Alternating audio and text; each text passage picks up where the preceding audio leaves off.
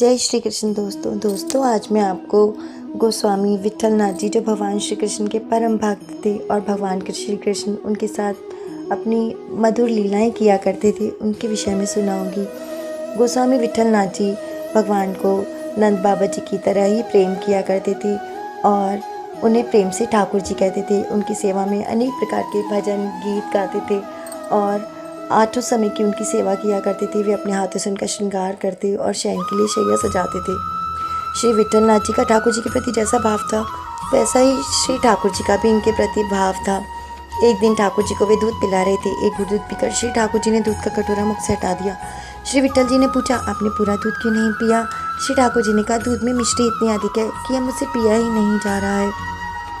तब जैसे तैसे प्रार्थना करके थोड़ा दूध पिला दिया।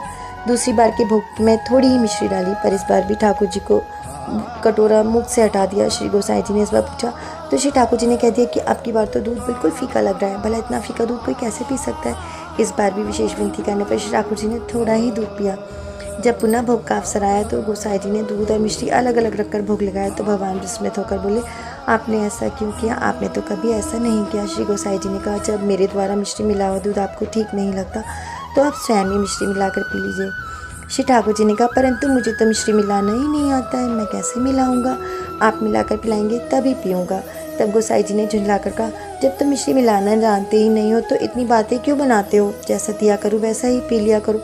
श्री ठाकुर जी ने गोसाई जी के वक्षस्थल से चिपक गए और उन्होंने ठाकुर जी को हृदय से लगा लिया।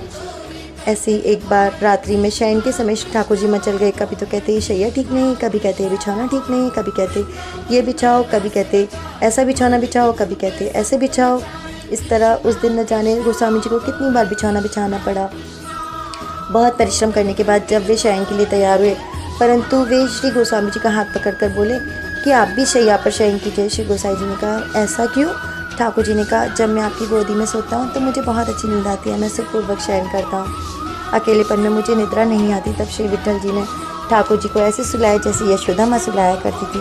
ऐसे ही एक बार जब ठाकुर जी ने एक बंदर को देखकर भयभीत हो गए तो गोस्वामी जी की गोद में छुप गए। यह देखकर उनके मन में संदेह उत्पन्न हुआ। पर स्वप्न में श्री ठाकुर जी ने कहा, देखो गोस्वामी जी, आप या तो मुझे माधुर्यमय वात्सल्य प्रेम कीजिए या फिर ऐश्वर्य भावी रखें। एक म्यान में दो तलवारें नहीं रह सकती।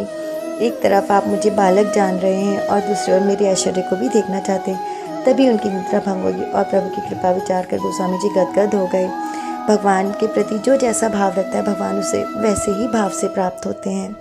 जय श्री कृष्ण दोस्तों, अगर आपको मेरी कहानी अच्छी लगती हो तो आप मेरे चैनल को सब्सक्राइब करें और वीडियो को लाइक शेयर ज़रूर करें और कमेंट भी करें। राधे राधे।